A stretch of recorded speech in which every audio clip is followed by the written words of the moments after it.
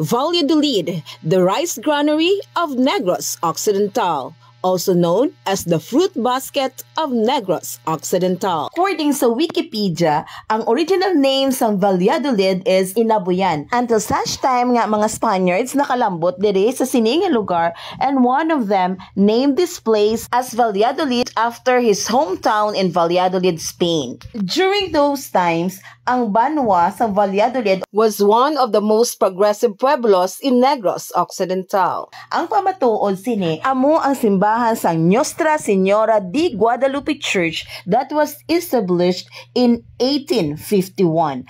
This church is the biggest in the province. Ang banwa sa Valladolid was established in 1860. At present, Valladolid is composed of 16 barangays. Ang ini nga banwa kilala man sa iya produkto nga diwan o kung na ginatawag sa English nga angel wings clam. Ang banwa sa Valladolid may motto nga nagasiling, "Ugyon dulid non."